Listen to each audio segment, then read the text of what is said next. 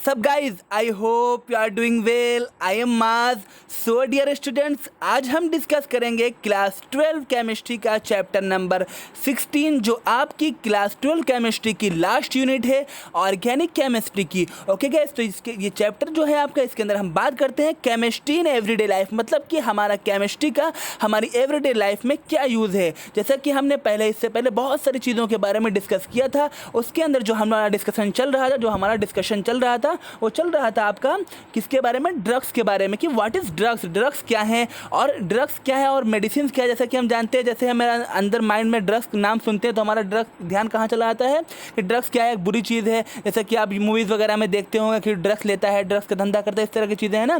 तो ड्रग्स क्या है, इसी तरह हमने देखा ड्रग्स कोई बहुत बुरी चीज़ नहीं है और ना ही मेडिसिन। ड्रग्स जो जितनी भी मेडिसिन होती हैं वो ड्रग्स से ही बनी होती हैं। पहले हम डिस्कस कर चुके हैं कि आपका जो आपकी ड्रग्स, जब कोई ड्रग्स हमें कोई फ़ायदा दे, थेरेप्यूटिक वैल्यू हो कोई उसकी, तो उसे हम क्या कह देते हैं, मेडिसिन कहते हैं। तो इससे पहले के पार्ट में हम लोगों ने बहुत सारी चीज़ें डिस्कस की थी। जो जिसने इससे पहले वाला पार्ट ना देखा हो इस चैप्टर का, वो आप उस पार्ट को ज़रूर देख लें, तभी आपका ये अंडरस्टैंडिंग बन पाएगी। ओके गाइस, तो आज हम बात करेंगे, जैसा कि ये चल रहा है मेडिसिनल केमिस्ट्री चल रही है, तो इसके हम पार्ट 2 के बारे में बात करेंगे। ओके गाइस, तो बने रहिए हमारे साथ। और गाइज, हम लोगों ने एक और चीज़ लास्ट टाइम पर क्लासिफिकेशन ऑफ ड्रग्स पढ़ा था, जिसके अंदर हम लोगों ने पढ़ा था कि जो ड्रग्स होती हैं वो क्या करती हैं, उनका डिफरेंट क्या होता है, टारगेट होता है। कि कोई ड्रग क्या होती है जो कार्बोहाइड्रेट को टारगेट करती है, कोई ड्रग होती है जो आपके कार्बोहाइड्रेट को टारगेट करती है, कोई ड्रग होती है जो प्रोटीन को टारगेट करती है, कोई ड्रग होती है जो आपके क्या कहते हैं, न्यूक्लिक एसिड को टारगेट करती है। डिफरेंट टाइप के ड्रग्स डिफरेंट चीज़ को टारगेट करते हैं। ठीक है गाइज, तो इसी तरह से आपका क्या होती है, डिफरेंट ड्रग्स होती हैं। तो अब हम जो बात करें कि ड्रग कैसे टारगेट करती है और ड्रग और टारगेट के बीच के अंदर इंटरेक्शन क्या होता है। ओके गाइस, जैसे कि ड्रग्स, जैसे कि हम जानते हैं हमारे अंदर जो मैक्रो मॉलिक्यूल्स हैं, जो आपके मॉलिक्यूल्स हैं बहुत सारे, जैसे कि हम क्या बात करें, प्रोटीन की बात करें, हम आपके न्यूक्लिक एसिड्स की बात करें, तो प्रोटीन्स क्या होते हैं आपके बहुत ही अलग सा फंक्शन करते हैं। जैसे कि आपके बहुत सारे प्रोटीन ऐसा है जो बायोलॉजिकल कैटालिस्ट का रोल प्ले करते हैं, तो उनको हम क्या कहते हैं, एंजाइम कहते हैं। जो प्रोटीन आपका बायोलॉजिकल कैटालिस्ट रोल प्ले करता है या बायोलॉजिकल कैटलिस्ट का वर्क करता है, उसे हम क्या कहते हैं, एंजाइम कहते हैं। इसी तरह आपके क्या कहते हैं, कुछ आपके ऐसे प्रोटीन्स होते हैं जो आपके क्या करते हैं, कम्युनिकेशन सिस्टम बनाते हैं आपकी सेल्स के बीच में, तो वो क्या कहलाते हैं, रिसेप्टर्स कहलाते हैं। इसी तरह बहुत सारे आपके कैरियर प्रोटीन्स है, वो क्या करते हैं, पोलर मॉलिक्यूल्स को सेल मेम्ब्रेन के अंदर और बाहर लेकर जाते हैं, तो उनको क्या कहते हैं, कैरियर प्रोटीन्स कहते हैं। इसी तरह आपको पता है न्यूक्लिक एसिड जो होते हैं वो क्या करते हैं, जेनेटिक इन्फॉर्मेशन को कोड करते हैं। ठीक है, इसी तरह आपके जो लिपिड्स एंड कार्बोहाइड्रेट्स होते हैं वो स्ट्रक्चरल पार्ट्स हैं किसी भी सेल मेम्ब्रेन का। ठीक है, तो इस तरह के अलग अलग क्या है, मैक्रोमोलिक्यूल्स है। तो इसी तरह आपके ड्रग्स जो डिज़ाइन की जाती है, तो पहले पता किया जाता है कि वो जो पर्टिकुलर जो आपकी प्रॉब्लम हुई है वो किस वजह से हुई है, फिर उसी के अकॉर्डिंग और वहाँ पर क्या सूटेबल रहेगा। कि अगर हम ड्रग ऐसी बनाएं जो टारगेट करे एंजाइम के ऊपर, जो हम ड्रग ऐसी बनाएं जो टारगेट करे आपके न्यूक्लिक एसिड के ऊपर, तो इस तरह से ड्रग डिज़ाइन की जाती है कि आपका वो जो प्रॉब्लम हो रही है वो किससे ज़्यादा आसानी से सही हो जाएगी। इट मीन्स, मान लीजिए अगर वो जो प्रॉब्लम होगी, वो जो बीमारी होगी, वो जो डिजीज़ होगी, वो अगर जेनेटिकली होगी, मतलब हेरिडिटी से आई होगी, आनुवंशिकता से आई होगी, मतलब एक पीढ़ी से दूसरी पीढ़ी में आई होगी, तो हम क्या कर सकते हैं, न्यूक्लिक एसिड के ऊपर टारगेट करते हैं मेडिसिन का।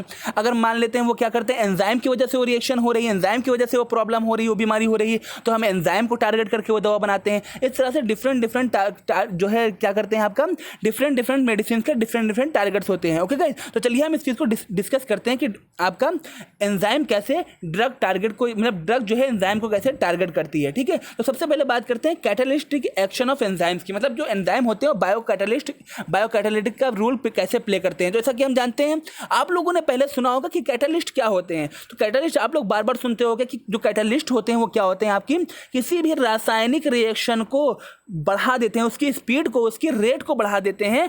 ठीक है, और खुद उसमें शामिल नहीं होते, खुद इसमें इन्वॉल्व नहीं होते। इट मीन्स आपका जो किसी भी केमिकल रिएक्शन की स्पीड को बढ़ा दे और खुद उसमें इन्वॉल्व ना हो, जिसे हम क्या कहते हैं, कैटालिस्ट, आपका क्या कहते हैं, आपका कैटालिस्ट कहते हैं।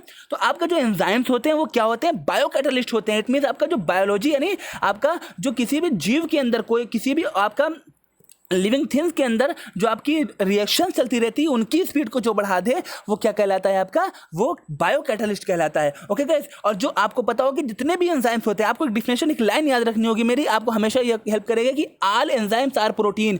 जितने भी एंजाइम्स हैं आपके दुनिया के अंदर सारे क्या है, प्रोटीन से। ऑल एंजाइम्स आर प्रोटीन और but all enzymes are protein but all proteins not enzyme. लेकिन जितने भी प्रोटीन, जितने भी सारे प्रोटीन वो एंजाइम नहीं। सारे एंजाइम तो प्रोटीन है बट सारे प्रोटीन एंजाइम नहीं है। ओके गाइस, तो हमें पता चल गया कि जो एंजाइम्स होते हैं वो प्रोटीन होते हैं, ठीक है, और इनका वर्क क्या होता है, बायो कैटालिस्ट होते हैं। अब हम बात करेंगे इनका कैसे फंक्शन होता है, कैटालिटिक एक्शन कैसे प्ले करते हैं, कैटालिटिक फंक्शन को कैसे कैसे जो है कैसे वर्क करता है इनका कैटालिटिक फंक्शन। तो आपका जो एंजाइम होता है, फर्स्ट फंक्शन क्या होता है एंजाइम का, दो टू मेजर फंक्शंस होते हैं किसी भी एंजाइम के। फर्स्ट फंक्शन क्या होता है, ये सबस्ट्रेट को होल्ड कर लेता है, ठीक है, फिर उससे क्या करवाता है, और सबस्ट्रेट को होल्ड कर लेता है केमिकल रिएक्शन के लिए। और ये जो सबस्ट्रेट होल्ड होता है वो कहाँ से होल्ड होता है, एक्टिव साइट से होल्ड होता है। एक्टिव साइट्स क्या करता है, सबस्ट्रेट मॉलिक्यूल को एक सुटेबल पोजीशन पर होल्ड कर लेता है, देन उसको क्या करता है, अटैक करवाता है, ठीक, देन क्या करता है, अटैक करवाता है। अब देखिए यहाँ पर आप इस डायग्राम के थ्रू समझिए, मान लीजिए ये एंजाइम है, ये क्या है आपकी एंजाइम है, ये सबस्ट्रेट है, ठीक, ये एंजाइम है और ये सबस्ट्रेट है। यहाँ पर देखिए आपकी ये क्या है, आपका एक एंजाइम है और ये आपका ये सबस्ट्रेट यहाँ पर मान लीजिए ऐसे बाउंड हो गया, ठीक है। तो आपको एक बात पता होनी चाहिए कि जितने भी एंजाइम हैं, हर रिएक्शन को करने के लिए, हर बायोलॉजिकल रिएक्शन को करने के लिए अलग अलग एंजाइम होता है। ये नहीं कि एक एंजाइम हर रिएक्शन को कर रहा है। इसीलिए क्या होता है आपका, हर बायोलॉजिकल जो रिएक्शन है उसके लिए एक अलग सा एंजाइम होता है। इसीलिए सब क्या होता है, सबका अलग अलग फंक्शन होता है कि वो उस पर्टिकुलर रिएक्शन को एक पर्टिकुलर एंजाइम ही करेगा, उसके अलावा कोई एंजाइम, उसके अलावा और कोई नहीं कर सकता। ओके गाइस, तो जैसे कि कोई रिएक्शन मान लीजिए ये होनी थी, तो उसका सबस्ट्रेट कैसा रहेगा, ऐसा रहेगा, तो उसके लिए एंजाइम कैसा बनेगा, उसके लिए ऐसा एंजाइम बनेगा, ये यहाँ पर बाउंड हो जाएगा। ऐसे यहाँ पर सबस्ट्रेट है, यहाँ पर आपका एंजाइम है। तो इस एक्टिव एंजाइम की एक्टिव साइट पर इस जो आपकी साइट होती है उसको कहते हैं active site.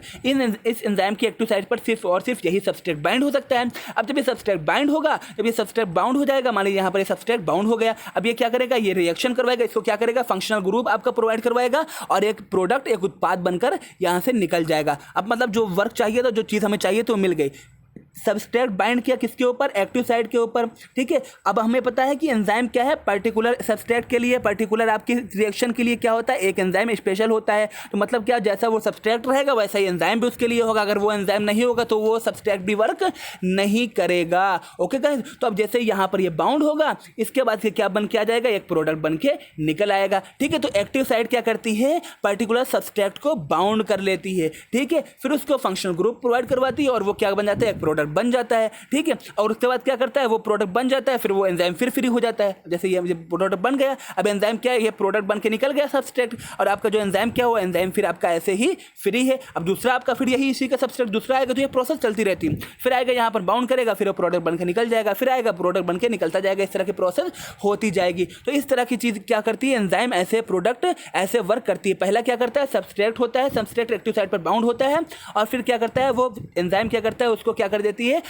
Functional groups provide करवाती है, जिससे वो क्या कर सके, अपनी केमिकल रिएक्शन को पूरा कर सके और क्या बना सके, आपका एक प्रोडक्ट बना सके। ओके गाइस, अब हम क्या करें गाइस, देखिए बात समझिएगा। अब ये आपका ये वर्क किसका हो गया, ये वर्क हो गया एंजाइम कैसे कैटालिटिक एक्शन को कंप्लीट करता है। ओके गाइस, अब हम इसके आगे बात करेंगे कि कैसे हम ड्रग के जरिए इस रिएक्शन को रोक सकते हैं, ठीक है। इस रिएक्शन को ड्रग के जरिए हम कैसे रोक सकते हैं। मान लीजिए आपने कोई ड्रग दिया, ठीक है, आपने कोई ड्रग दिया यहाँ इनको, ठीक। अब ये ड्रग जब दिया तो वो ड्रग क्या थी, आप भाई जो ड्रग देगा, जो डॉक्टर दवा लिखता है उसको पता रहता है कि वो भाई पूछता है, आपकी चेकअप करता है, चेकअप करने के बाद वो दवा लिख देता है, ठीक है। जब वो मेडिसिन लिखता है, दवा लिखता है, तो कैसी ड्रग होती है, मतलब उसको पता रहता है कि हाँ कौन सा एंजाइम या कौन सी चीज़ वहाँ पर वर्क कर रही होगी, उसी के अकॉर्डिंग वो दवा लिखता है, मेडिसिन लिखता है। अब जब मेडिसिन आप खाते हैं तो वो क्या कर सकता है, इसी तक की तरह सबस्ट्रेट के अपने क्या बना लेता है, कंपटीटर बना लेता है। मतलब इसी तरह सबस्ट्रेट का दो चार बना लेता है, 2-4 माइक्रोमोलिक्यूल्स बना लेता है। अब वो क्या करता है,